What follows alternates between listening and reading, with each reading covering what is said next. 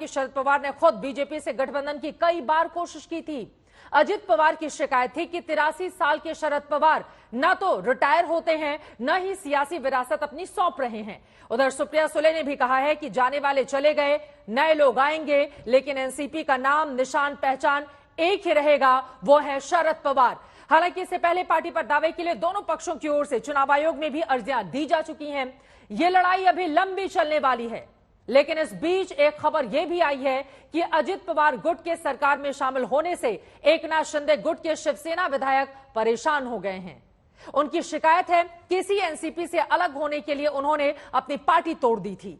पीछे से वही एनसीपी अब सरकार में शामिल हो गई है, तो यह विवाद अलग से बढ़ता हुआ दिखाई दे रहा है। ऐसे में बड़ा सवाल यही है, आज के शक्ति परीक्षण के बाद क्या एनसीपी पर दावे की लड़ाई में अजित पवार आसान जीत दर्ज कर लेंगे? क्या एनसीपी और शिवसेना के टूटने का फायदा 2024 में सिर्फ बीजेपी को मिल जाएगा? और क्या अजित पवार की सरकार में शामिल होने के बाद एकनाथ शिंदे के गुट में असंतोष बढ़ता जाएगा?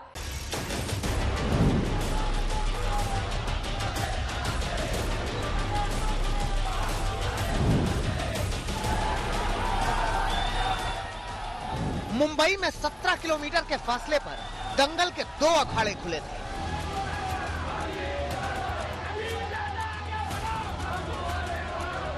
एक तरफ भतीजा अजीत पवार करीब 3 दर्जन विधायकों के साथ दम भर रहे थे, दूसरी तरफ शरद पवार 1/4 विधायकों के साथ पार्टी पर पकड़ के लिए संघर्ष करते दिख रहे थे।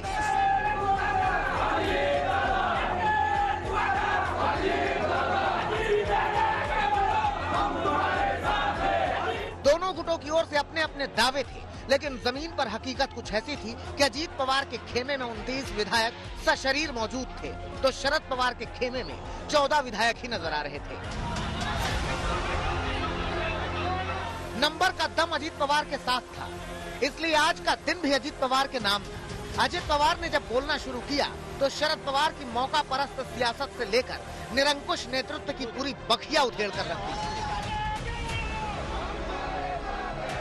अजित पवार ने सरकार में शामिल होने के फैसले के पक्ष में दलील देते हुए कहा कि शरद पवार ने भी बीजेपी से गठबंधन की कोशिशें की थी, तो अब ऐतराज क्यों? 2014, 2017, 2019 में बीजेपी से बातचीत की गई थी और मंत्रालय तक तय हो चुके थे। शरद पवार ने निरंकुश फैसले लिए और हर बार मुझे ही विलन बनाया। अघाड़ी में शिवसेना से गठबंधन हुआ तो बीजेपी से परहेज का क्या मतलब है? महाराष्ट्र के लोगों की सेवा के नाम पर शरद पवार ने भी पार्टियां तोड़ी थी। 83 साल के शरद पवार रिटायर नहीं होते। सुप्रिया सुले को अध्यक्ष बनाने की बात कही और पलट गए। इतना ही नहीं, अजित पवार ने शरद पवार को चुनौती भी दे डाली।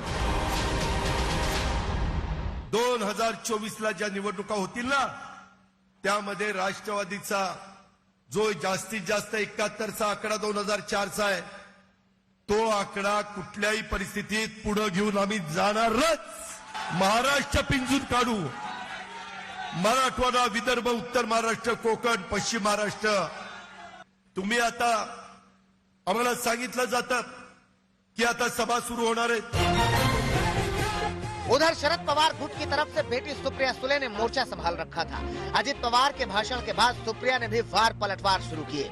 ना खाऊंगा ना खाने दूंगा, लेकिन जब मुझे जरूरत पड़ेगी वही नेचरली कॉम्पेरेट पार्टी का पूरा खा जाऊंगा। की काही लोकांचं म्हणणं आहे की काही लोकांचं वय झालंय।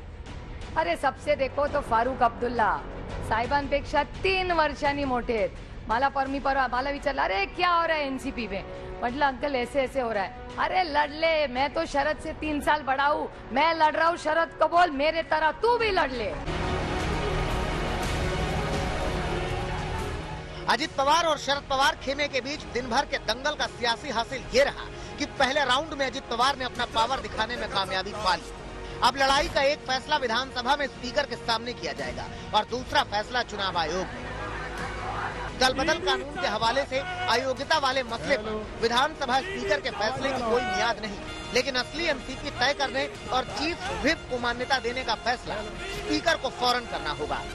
इस बीच दोनों गुटों की ओर से चुनाव आयोग में भी अर्जियां दाखिल की जा चुकी हैं। शरद पवार गुट ने दावा किया है कि पार्टी विरोधी फैसले के कारण 9 विधायकों को पार्टी से बर्खास्त किया जा चुका है, इसलिए पार्टी में उनका दावा नहीं माना जाए। चिन्हही आपल्याकडे राहायचंय, पक्षही आपल्याकडे राहायचा आहे, त्याला कुठेही दृष्ट लागून द्यायची नाही. राष्ट्रीयत्वाची मान्यता आपली रद्द झाली, ती परत आपल्याला मिळवायची आहे. ओरिजिनल राष्ट्रवादी काँग्रेस पक्षाचा झेंडा हा ओरिजिनल कडेच राहील, सिंबल पण राहील. लोक काही म्हणत असतील ते चिंता करू नका.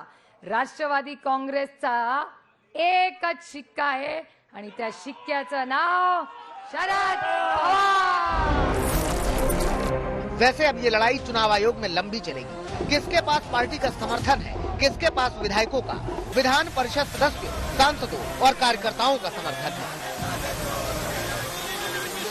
पार्टी के संविधान के हिसाब से पार्टी पर किस गुट का अधिकार है, ये फैसला होते होते 2024 के चुनावी महासमर का वक्त आ जाएगा.